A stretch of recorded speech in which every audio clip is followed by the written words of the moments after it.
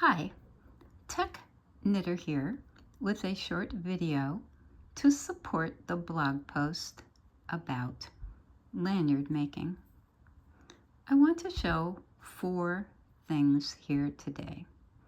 The first thing is grip. This is a fairly standard crochet grip where the fingers are tensioning the running yarn and the thumb tensions the tail. So the thumb is on the tail and the fingers on the running yarn.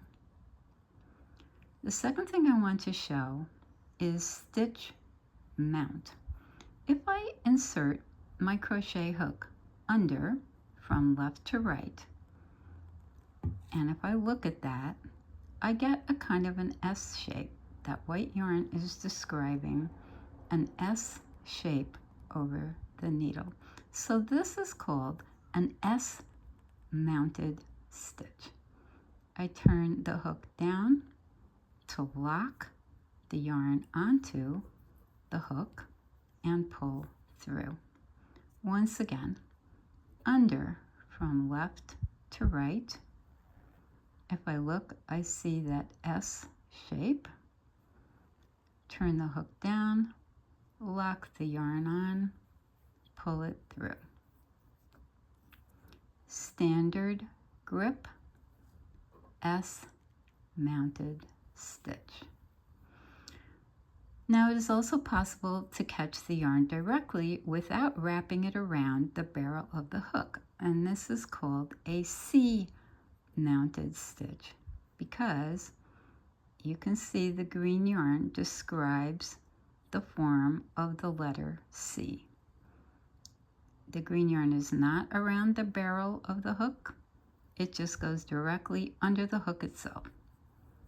C mounted stitch, standard grip. C mounted stitch, standard grip. C mount, under makes the S mount. The fourth and last thing I want to show you is a different grip. Here, the fingers are tensioning the tail and the thumb is tensioning the running yarn. This is called a reverse grip because it's the reverse of the standard grip. Thumb this time on the running yarn. You can do an S mount by going under.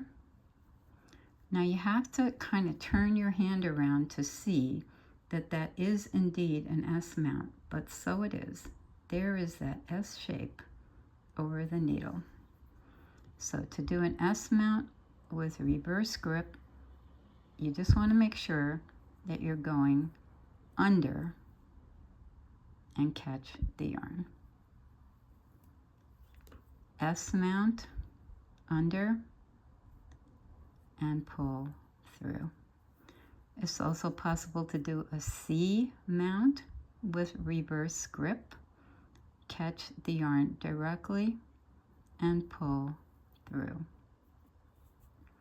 You can see that the C mount is more of a pain in the neck than an S mount, which is why a C mount is not standard and an S mount is. With the C mount, the yarn isn't as perfectly tensioned, and so it tends to get up to tricks like that. Okay, once again, C mount goes straight through, S mount goes under. That was S mount. This is C mount. Well, thank you very much for watching, and we'll see you back at the blog.